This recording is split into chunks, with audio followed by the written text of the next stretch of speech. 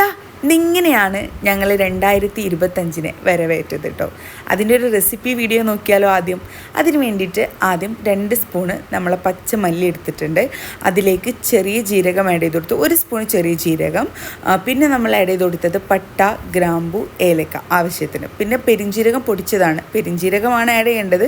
പൊടിച്ചതുണ്ടായിരുന്നത് കൊണ്ട് അത് ആഡ് ചെയ്തു കേട്ടോ. പിന്നെ കുരുമുളക് പൊടിയും കൂടെ ആഡ് ചെയ്തിട്ട് നന്നായി വറുത്ത് പൊടിച്ച് അതവിടെ മാറ്റി വെച്ചു.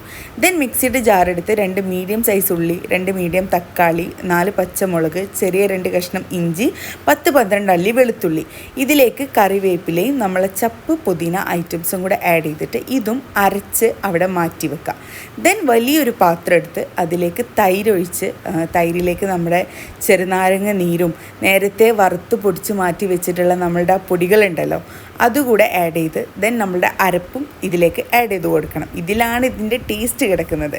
ഈ അരപ്പിലേക്കാണ് നമ്മളുടെ പൊടികളായിട്ടുള്ള ഐറ്റംസ് നമ്മൾ ചേർത്ത് കൊടുക്കേണ്ടത്. ആദ്യം മഞ്ഞൾപ്പൊടിയാണ് ചേർത്ത് കൊടുത്തത്, പിന്നെ മുളക് പൊടി, കാശ്മീരി മുളക് പൊടിയാണ് ചേർക്കുന്നത്. നമ്മൾ അരപ്പിൽ മുളകുള്ളത് കൊണ്ട് തന്നെ എരിവ് കൂടി പോകാതിരിക്കാൻ സൂക്ഷിക്കണം. സോ കാശ്മീരി മുളക് പൊടിയും പിന്നെ ആവശ്യത്തിന് ഉപ്പ്, അത് നമ്മൾ ടേസ്റ്റിനനുസരിച്ച് പാകത്തിന് ചേർത്ത് കൊടുക്കുക. എന്നിട്ട് ഇതിലേക്ക് വെളിച്ചെണ്ണ കൂടി ഒഴിച്ചിട്ട് നന്നായിട്ട് അങ്ങോട്ട് മിക്സ് ചെയ്യുക. നന്നായി മിക്സ് ചെയ്ത ശേഷം അതവിടെ മാറ്റി വെക്കുക. ദെൻ നമ്മൾ കഴുകി മാറ്റി വെച്ചിട്ടുള്ള ചിക്കൻ ഉണ്ടല്ലോ, നമ്മളിവിടെ ബിരിയാണിക്ക് കട്ട് ചെയ്യുന്ന വലുപ്പത്തിലാണ് ചിക്കൻ കട്ട് ചെയ്തിട്ടുള്ളത് കേട്ടോ. അതെടുത്തിട്ട് നന്നായി ഫോർക്ക് കൊണ്ട് കുത്തി ഒരു പരിവാക്കുക. ഇത് നന്നായി മസാലയൊക്കെ പിടിക്കാൻ വേണ്ടിയിട്ടാണ് കേട്ടോ ഇങ്ങനെ ചെയ്യുന്നത്. അല്ലെങ്കിൽ ഒന്ന് അടിച്ച് പരത്തി കൊടുത്താലും മതി. എന്നിട്ട് ഇത് നന്നായിട്ട് മസാല തേച്ച് പിടിപ്പിക്കുക. നന്നായിട്ട് എല്ലായിടത്തും എത്തുന്ന രൂപത്തിൽ തേച്ച് പിടിപ്പിക്കണം കേട്ടോ.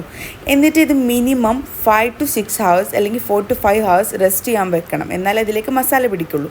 ഇനി ഇത് കുക്ക് ചെയ്യുന്ന സമയത്തേക്ക് ഒരു സോസ് ആവശ്യമുണ്ട്. ഇത് കുക്ക് ചെയ്യുന്ന സമയത്താണ് റെഡിയാക്കി എടുക്കേണ്ടത്. അതിനുവേണ്ടി സൺഫ്ലവർ ഓയിലിലേക്ക് നമ്മൾ ടൊമാറ്റോ സോസ്, കുരുമുളക് പൊടി, ദെൻ പിന്നെ അതുപോലെ തന്നെ നമ്മളുടെ ഈ ഒരു ചില്ലി ഫ്ലേക്സും കൂടെ ആഡ് ചെയ്തിട്ട് നന്നായിട്ട് മിക്സ് ചെയ്യുക. കരിഞ്ഞു പോകാതെ നോക്കണം. ഇതിലേക്ക് ചെറുനാരങ്ങ നീര് കൂടെ ആഡ് ചെയ്ത് കൊടുക്കുക കേട്ടോ. എന്നിട്ട് നന്നായി മിക്സ് ചെയ്തിട്ട് ഇതവിടെ മാറ്റി വെക്കുക. ഇത് ലാസ്റ്റ് നമുക്ക് സ്പ്രെഡ് ചെയ്ത് കൊടുക്കാനുള്ളതാണ് ഗ്രില്ല് ചെയ്ത് കഴിഞ്ഞതിന് ശേഷം. ഇതാണ് നമ്മൾ ഗ്രില്ല് ചെയ്യാനുണ്ടായിരുന്ന സെറ്റപ്പ് കേട്ടോ. നമ്മൾ കല്ലൊക്കെ വെച്ച് കനലൊക്കെ കൂട്ടി എല്ലാവരും കൂടെ ചുറ്റിരുന്ന് സൊറൊക്കെ പറഞ്ഞിട്ടാണ് ഗ്രില്ല് ചെയ്തത്.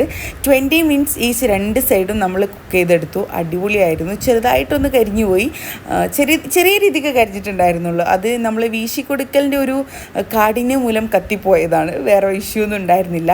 ആൻഡ് ഇതിൻ്റെ സോസ് സ്പ്രെഡ് ചെയ്യുന്ന ഭാഗം എടുക്കാൻ മറന്നു പോയതാണ്, കൊതിയുടെ ഒരു ഭീകരാവസ്ഥ കൊണ്ട് കേട്ടോ. നല്ല ടേസ്റ്റ് ഉണ്ടായിരുന്നു, അടിപൊളിയായിരുന്നു. അപ്പോൾ എന്തായാലും നിങ്ങളിത് ട്രൈ ചെയ്ത് നോക്കിയിട്ട് ഫീഡ്ബാക്ക് അറിയിക്കണം കേട്ടോ. എന്തായാലും ഞങ്ങളുടെ 2024 ഇങ്ങനെ അവസാനിച്ചു, 2025 വരവേറ്റു. അപ്പോൾ എന്തായാലും ഇനി 2025 പുതിയ വീഡിയോസായിട്ട് കാണാം. അതുവരെയും ബൈ.